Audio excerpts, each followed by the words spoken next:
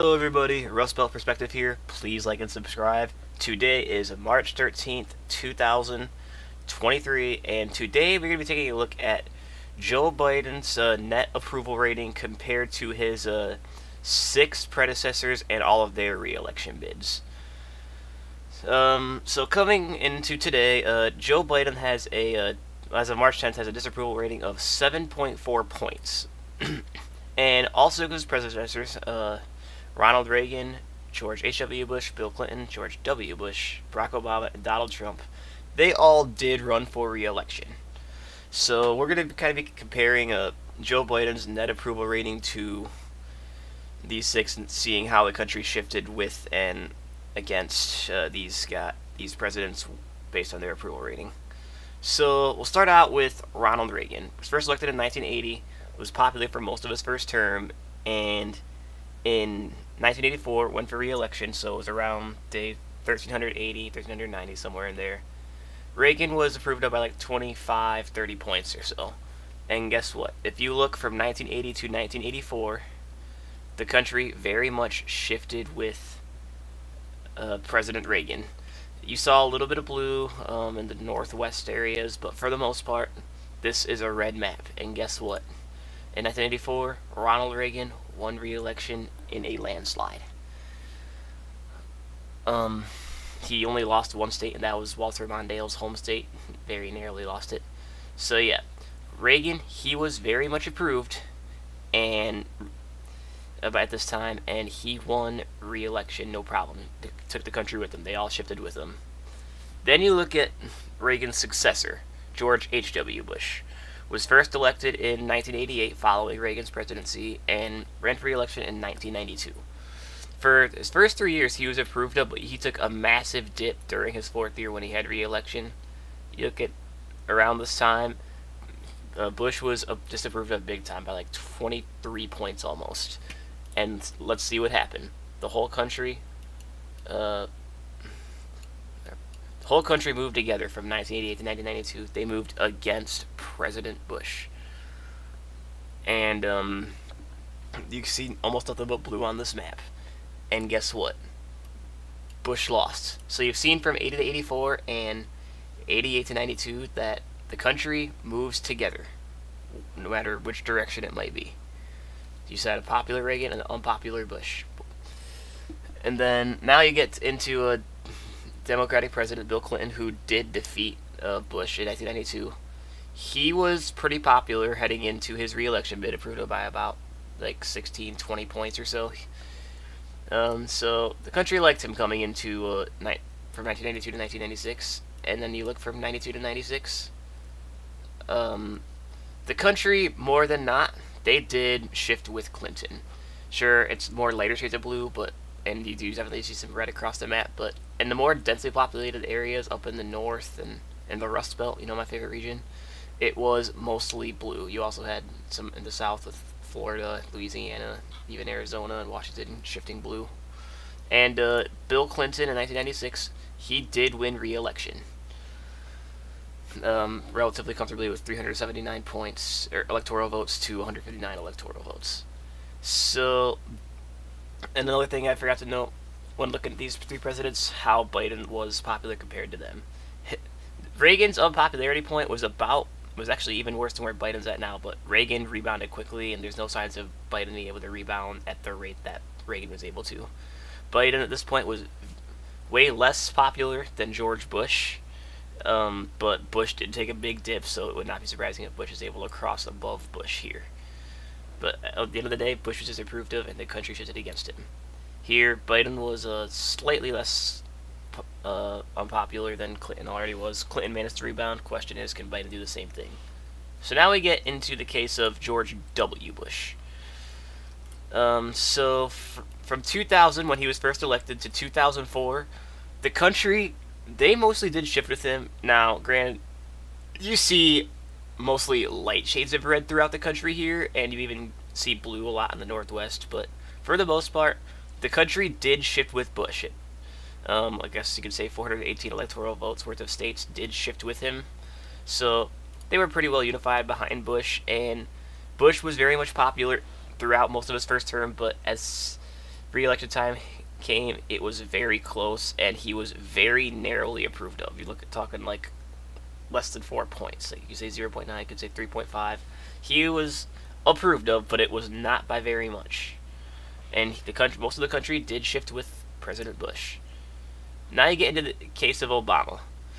Now, Obama's the first one of these ones that I've talked about that he actually was unpopular right on the line through a lot of his term, and then he kind of was able to spike back up a little bit right before re-election, whereas you see with Reagan, Bush, Clinton, and Bush, they were all mostly popular throughout their first term, and then it may have sort of gotten closer as the election came on. So Obama, conversely to the other four, he actually rose coming into the election, improved of by like, you could say 1.8, 5.6, somewhere in there, that amount of points, coming into his re-election bid.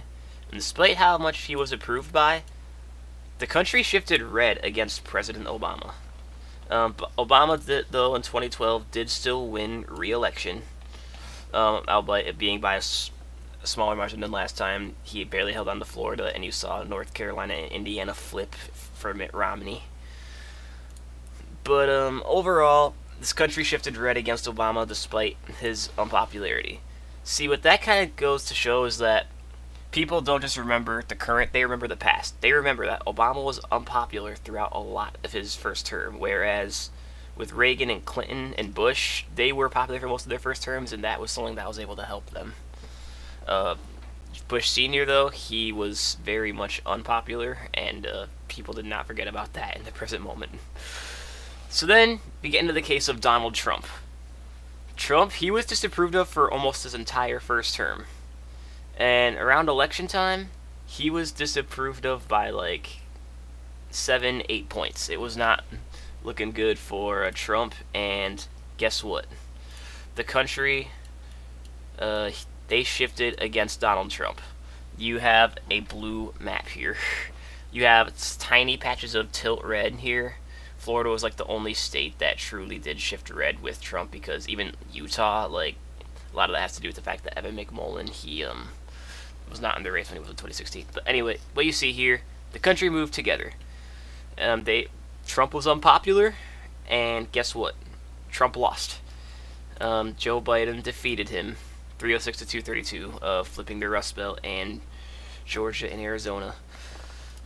And you see, Trump was just a little bit less approved of than Biden by this point, so it makes for an interesting 2024, because right now Biden is disapproved of, similarly to how Obama was disapproved of around this time, similarly to how Trump was approved of around this time. And you look at these 6 presidents, 4 of them won re-election, and those were the 4 that were, whether it be by very slightly or by a lot, were the ones that were re-elected. You got Clinton, Obama, Bush, and Reagan. They were all approved of, whether it was very slightly or by a lot. Bush and Trump were the 2 that were not approved of at that time, just talking from a net standpoint, that were not re-elected, and they were the 2 that were unpopular. So, can Biden rebound or not? Because as I showed you guys, the country moves together. They moved with a popular Reagan, they moved against an unpopular Bush, they moved with a popular Clinton, they moved with a popular Bush, then they moved against Obama, who, again, he was disapproved of for a lot of his first term before he kind of spiked back up there and was able to win re-election. And they moved against an unpopular Trump. So Biden, even if he does rebound, he will have been unpopular for most of his first term. He's had a lot happen against him. The whole Afghanistan thing really took his popularity down. The whole Omicron variant of COVID was a big thing against Biden. You know, his classified documents issues kind of hurt him a bit. There's a lot that is contributed to Biden's disapproval rating, and it's not looking great for him right now, although he is on the rebound. So, question is, can he kind of do what Obama did and just barely get up there before his re-election term, or his re-election bid to get re-elected? That's assuming Biden even does declare. Or will he be unpopular like Bush and Trump and lose? Because it's interesting. When you look at the 2020 map, the 2020 presidential map, Biden very narrowly won Arizona, Georgia, and Wisconsin, like by less than a point each. So right here I have the 2020 map replicated on the 2024 map, like based on margins. If you were to take just those 3 states that Biden very narrowly won, if you make those all red states, that's enough for Biden to be defeated in the election. And as you see, the country shifts together almost every single time. 2016 and 2020, the country shifted together. 12 to 16, the country shifted together. Like, I've shown you that. You guys know. So, this does not bode well for Biden in 2024. He's going to have some breakthrough with his popularity, assuming that he does rerun if he wants a good chance at winning. You know, if you could also even take the other, say you shift the other ones that he won by less than 5 points, shift those, and it becomes an even bigger victory for the Republicans. So, knowing that the country shifts together, that does make it interesting for Biden, although there are other factors to consider. You know, in my predictions, I had Biden beating both Trump and DeSantis. You can check those videos out if you haven't already. But yeah, so knowing that the country shifts together, can Biden win? It's an interesting question here. Again, please like and subscribe and comment down below. What do you guys think? Can Biden win based on these trends that I've shown you? Will his popularity rebound? Will it continue to dip? It's interesting. So yeah, thank you all very much for watching. This is Rust Belt Perspective, signing out.